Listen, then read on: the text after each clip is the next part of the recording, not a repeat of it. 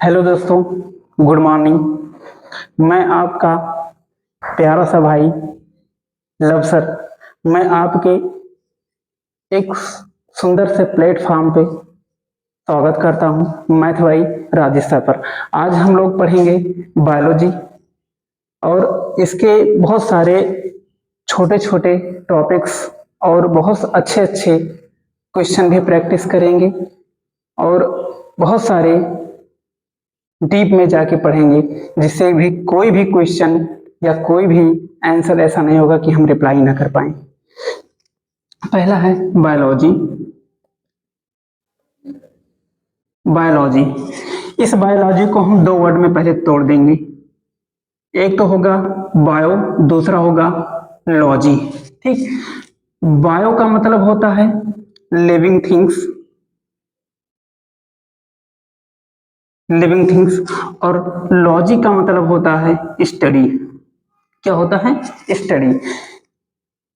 Biology के अंतर्गत जब हम लिविंग थिंग्स की क्या करते हैं? स्टडी करते हैं। जिस साइंस के अंतर्गत हम लिविंग थिंग्स का स्टडी करते हैं उसे क्या कहते हैं? बायोलॉजी कहते हैं। उसे क्या कहते हैं? Called biology. बायोलॉजी। अब बायोलॉजी किसे कहते हैं? बायोलॉजी। बायोलॉजी को दो वर्ड में तोड़ दिए, एक हो गया बायो, दूसरा हो गया लॉजी। बायो का मतलब हो गया लिविंग थिंग्स और लॉजी का मतलब हो गया स्टडी। क्या हो गया? स्टडी हो गया। जिस साइंस के अंतर्गत या जिस विज्ञान के अंतर्गत हम लिविंग थिंग्स या लिविंग एनिमल्स या लिविंग प्लांट्स का स्टडी करेंगे उसे क्या कहेंगे? बायोलॉजी कहेंगे। अब हमारे होल वर्ल्ड में या धरती पर दो प्रकार के लिविंग थिंग्स पाए जाते हैं। एक तो होता है प्लांट, एक और आता है एनिमल्स। इसके आधार पर हम बायोलॉजी को दो पार्ट में बांटते हैं। बायोलॉजी को दो पार्ट में बांटते हैं। पहला होता है जूलॉजी। क्या होता है? जूलॉजी। और दूसरा होता है बॉटनी। क्या होता है? बॉटनी। ठीक, अगर पूछा जाए बायोलॉजी, तो बायोलॉजी के फादर होते हैं, बायोलॉजी के फादर होते हैं एरिस्टोटल। कौन है? एरिस्टोटल।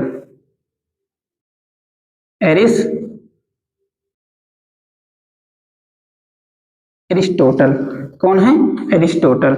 अब बायोलॉजी को फर्दर दो भागों में बांटा गया, एक तो जूलॉजी, दूसरा बॉटनी। जूलॉजी का क्या मतलब है? यहाँ जूलॉजी को पुनः हम दो वर्ड में तोड़ देंगे, एक होगा जू और दूसरा होगा लॉजी।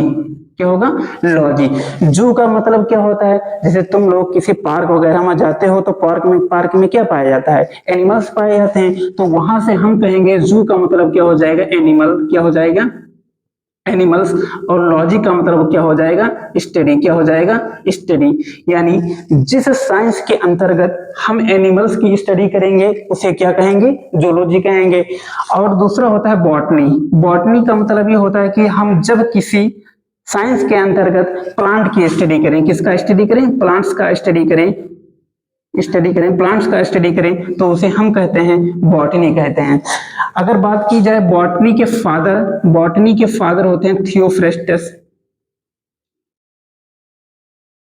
थियोफ्रेस्टस और जूलॉजी के होते हैं एरिस्टोटल।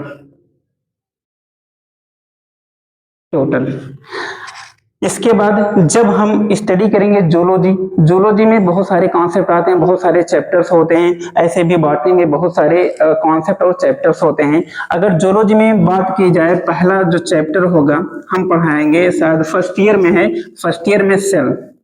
क्या है? सेल। सेल की स्टडी करने के लिए हमें पहले सेल के चैप्टर के बारे में, उसके छोटे छोटे टॉपिक्स कि उसमें क्या क्या टॉपिक्स हैं उसके बारे में स्टडी की जानी चाहिए। क्यों की जानी चाहिए? क्योंकि जब हम सेल के पहले टॉपिक्स के बारे में नहीं जानेंगे, हम कैसे चैप्टर के बारे में कैसे स्टडी कर सकते हैं? नहीं कर सकते हैं ना।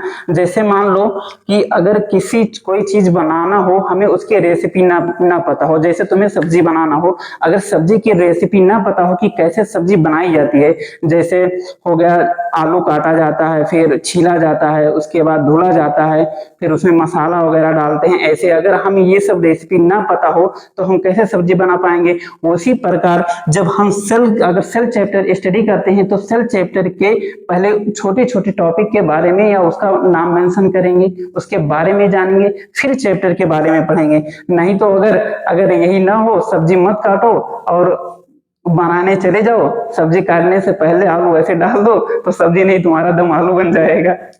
ठीक है, उसी प्रकार से हमें सेल के बारे में जानने के लिए पहले उसके छोटे छोटे टॉपिक्स के बारे में जानेंगे। सेल को कहते हैं यूनिट ऑफ लाइफ। क्या कहते हैं? Unit of life. सेल को क्या कहते हैं? Unit of life. मतलब सेल क्या है? जीवन की सबसे सूक्ष्म इकाई है। सेल का डिफिनेशन होता है सेल इज द फंक्शनल